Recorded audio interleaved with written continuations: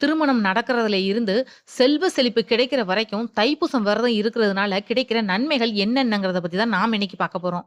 இந்த விரதம் இருக்கிறதுனால செல்வம், ஒற்றுமை, நன்மைகள்னு பல கிடைக்கும்.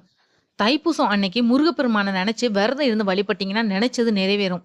குடும்பத்துல செல்வம் பெருகும். கணவன் மனைவி இடையில ஒற்றுமையும் பாசமும் அதிகரிக்கும். இந்த நாள்ல முருகப்பெருமானுக்குரிய வேலை வழிபடுறது மூலமா தீய சக்திகள் நம்மள அண்டாது நன்மைகள் நிறைய வந்து சேரும்ன்றதும் ஐதீகம்.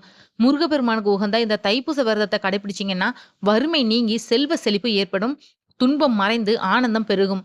தைப்பூசத்தன்னைக்கு குழந்தைகளுக்கு சோறு ஊட்டுறது, காது குத்துறது, மொட்டை அடிக்கிறது, இந்த மாதிரி நல்ல காரியங்களை செய்யலாம். தேவர்கள்ல குருவான பிரகஸ்பதியோட நட்சத்திரம் பூசம்ன்றதுனால தைப்பூசத்தன்னைக்கு குரு வழிபாடு செய்யறது ரொம்ப சிறப்பான பலனை நமக்கு கொடுக்கும். திருமண தடை இருக்கிறவங்க, வரன் தேடுறவங்க தைப்பூச நன்னாள்ல வரன் தேடுனீங்கன்னா நல்ல வரன் கண்டிப்பா கிடைக்கும். இந்த நாள்ல திருமண பேச்சு ஆரம்பிச்சாலே போதும் நல்ல விதமா முடியும். எந்த விதமான தடைகளும் வராது.